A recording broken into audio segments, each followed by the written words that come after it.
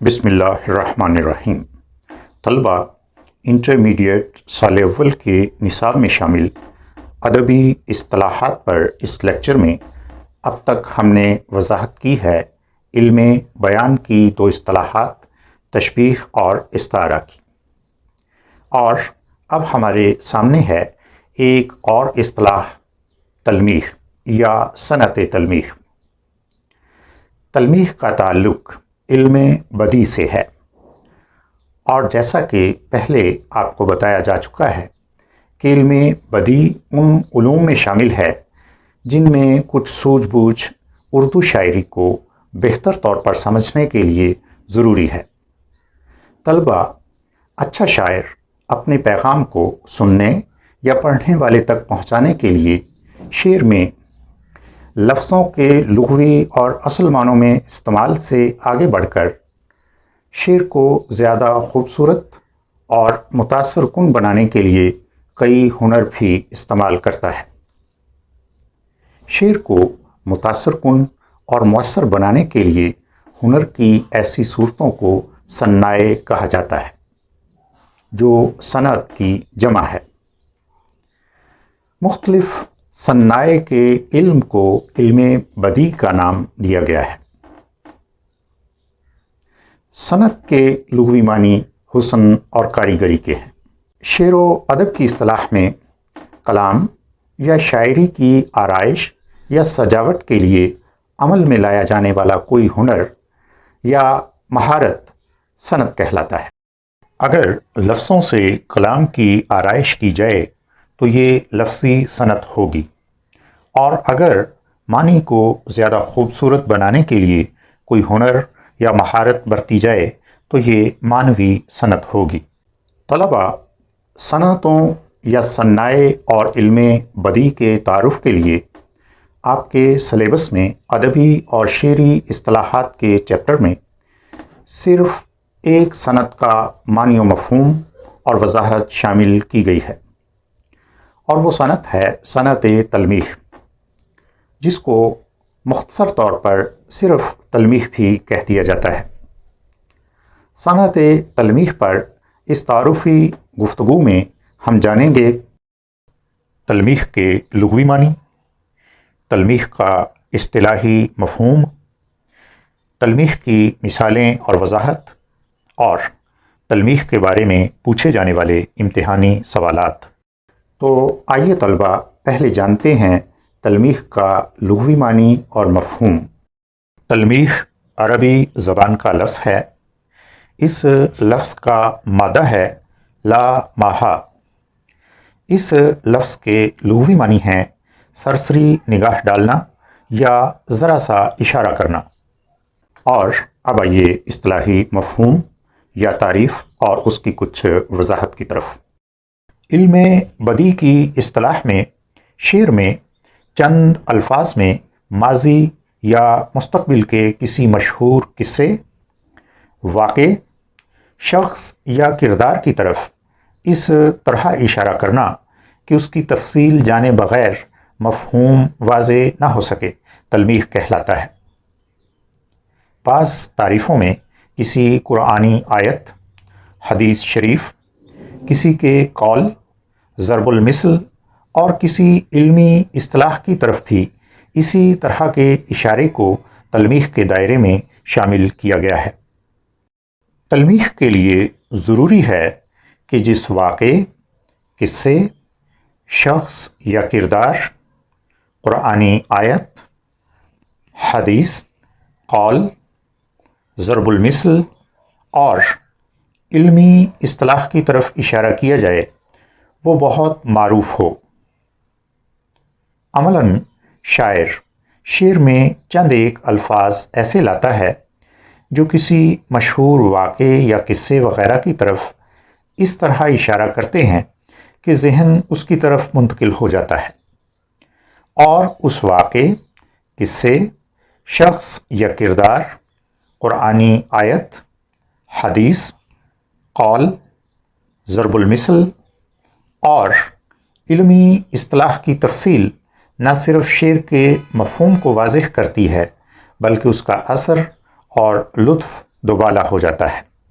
یہ تھی طلبہ صنعت تلمیح کی تعریف اور اس کی کچھ ضروری وضاحت۔ اور اب میں آپ کے سامنے پیش کرنے جا رہا ہوں اردو شاعری میں زیادہ استعمال ہونے والی تلمیحات کی ایک فہرست۔ اردو شاعری میں مستعمل کچھ سامنے کی تلمیحات یہ ہیں: آدم، ابلیس، سفینہ نوح یا کشتی نوح، طوفان نوح، آتش نمرود یا شعلہ نمرود، اورنگ سلیماں یا تخت سلیماں، پیر کنعان، صبر ایوب، حسن یوسف، برادران یوسف، چاہے یوسف، ید بیضا، ابن مریم، اعجاز مسیح یا اعجاز مسیحا، دم عیسیٰ، خضر، آب خضر یا آب حیات، سکندر، حاتم طائی، اصحاب فیل، طائر سدرہ، شق قمر، ساقی کوثر، آب کوثر، کربلا، سورہ اسرافیل، روز جزا، روز حشر یا روز قیامت، میدان حشر، خیبر شکن اور تیشہ فرہاد وغیرہ۔ مناسب معلوم ہوتا ہے کہ ان میں سے کچھ بہت معروف تلمیحات کی وضاحت ان کے استعمال کی مثالوں سے کی جائے۔ اورنگ سلیمان یا تخت سلیمان۔ اللہ تعالیٰ نے سلیمان علیہ السلام کو نبوت کے ساتھ ساتھ حکومت بھی عطا کی تھی۔ مزید یہ کہ انسانوں کے علاوہ جنات، چرند پرند، ہواؤں اور پہاڑوں کی طاقت کو ان کے تابع کر دیا تھا۔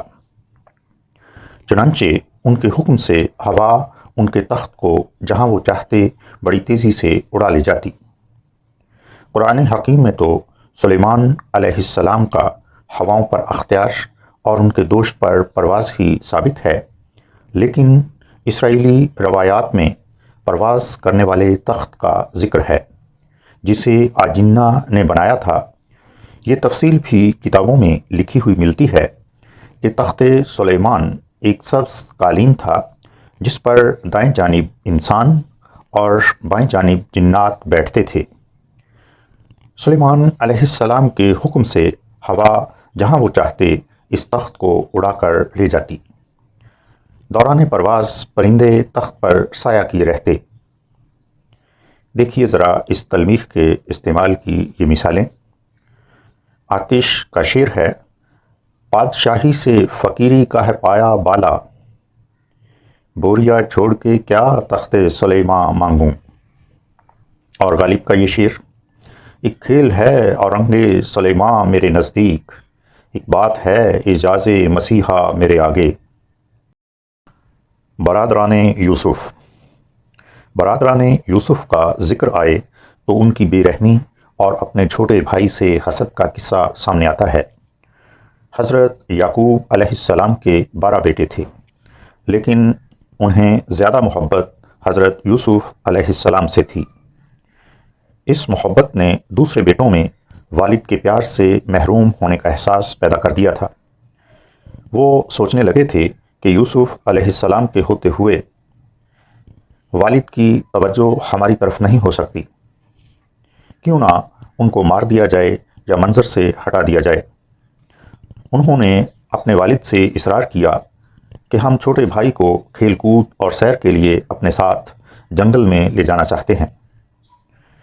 یعقوب علیہ السلام کے نہ چاہتے ہوئے بھی بڑے بھائی یوسف علیہ السلام کو ساتھ لے گئے اور انہیں ایک کنویں میں پھینک دیا۔ رات کو واپس آ کر اپنے والد کو بتایا کہ ان کو بھیڑیا کھا گیا ہے۔ یقین دلانے کے لیے ان کے کرتے کو خون لگا کر پیش کر دیا۔ خواجہ الطاف حسین خالی کا بہت مشہور شعر ہے، آ رہی ہے چاہے یوسف سے صدا، دوست یہاں تھوڑے ہیں اور بھائی بہت۔ اور اب آخر میں آئیے امتحانی سوالات کی طرف۔ پنجاب کے امتحانی بورڈز کے اردو لازمی برائے انٹرمیڈیٹ کے سوالیہ پرچوں میں تلمیح کے بارے میں سوالات معروضی حصے میں کثیر الانتخابی سوالات کی صورت میں دیے جاتے ہیں۔ یہ سوالات عام طور پر 3 طرح کے ہوتے ہیں۔ نمبر 1، لغوی معنی اور اصطلاحی مفہوم سے متعلق سوالات۔ نمبر 2، تلمیح والے مصرعے یا شعر پر مشتمل سوالات۔ اور نمبر 3، زیادہ معروف تلمیحات پر سوالات۔ اب آئیے دیکھتے ہیں امتحانی بورڈز کے سابقہ پرچوں میں دیے گئے کچھ سوالات۔ سوال ہے، درج ذیل میں سے کون سی تلمیح نہیں ہے؟ آب زر، آب زمزم، آب حیات اور آتش نمرود۔ یہاں صحیح جواب اے پر موجود ہے، یعنی آب زر تلمیح نہیں ہے۔ اگلا سوال دیکھیے، اورنگ سلیمان کیا ہے؟ اے پر موجود جواب ہے استعارہ، بی پر موجود جواب ہے تلمیح، سی پر جواب موجود ہے تشبیہ اور ڈی پر جواب ہے حرف تشبیہ۔ یہاں بی پر موجود جواب درست ہے، یعنی اورنگ سلیمان تلمیح ہے۔ اور یہ سوال ہے، ان میں تلمیح ہے۔ اے پر موجود جواب ہے آگ، بی پر موجود جواب ہے سمندر، سی پر جواب ہے بادشاہ اور ڈی پر جواب ہے آب حیات۔ یہاں ڈی پر موجود جواب درست ہے، یعنی آب حیات ایک تلمیح ہے۔ اگلا سوال دیکھیے، آ رہی ہے چاہے یوسف سے صدا اس مصرعے میں موجود ہے۔ پہلا جواب ہے تشبیہ، دوسرا جواب ہے استعارہ، تیسرا جواب ہے تلمیح اور چوتھا جواب ہے مقطع۔ سی پر موجود جواب درست ہے، یعنی آ رہی ہے چاہے یوسف سے صدا میں تلمیح موجود ہے۔ ایک اور سوال دیکھیے، صبر ایوب ایک مثال ہے تشبیہ کی، استعارہ کی، تلمیح کی، علم بیان کی۔ یہاں سی پر موجود جواب درست ہے، یعنی صبر ایوب تلمیح کی ایک مثال ہے۔ سوال دیکھیے، مصرع ہے، ابن مریم ہوا کرے کوئی، اس مصرع میں ابن مریم ہے، استعارہ، تلمیح، کنایہ، قافیہ۔ یہاں بی پر موجود جواب درست ہے، یعنی ابن مریم تلمیح ہے۔ سوال ہے، خیبر شکن ہے تشبیہ، استعارہ، تلمیح، کنایہ۔ یہاں سی پر موجود جواب درست ہے، یعنی خیبر شکن ایک تلمیح ہے۔ سوال ہے، تلمیح کس زبان کا لفظ ہے؟ 4 جوابات یہ ہیں، اردو، فارسی، ہندی، عربی۔ یہاں ڈی پر موجود جواب درست ہے، یعنی تلمیح عربی زبان کا لفظ ہے۔ طلبہ، صنعت تلمیح کا معنی و مفہوم اور ضروری وضاحت میں نے بیان کر دی ہے، اور مثالیں بھی آپ کے سامنے رکھ دی ہیں۔ اگر آپ تلمیح کے بارے میں کچھ مزید پوچھنا چاہتے ہیں تو نیچے تبصرے یا کومنٹس کے حصے میں جا کر پوچھ سکتے ہیں۔ آپ اس ویڈیو کو آگے بھی بڑھائیں تاکہ زیادہ سے زیادہ طلبہ اس سے استفادہ کر سکیں۔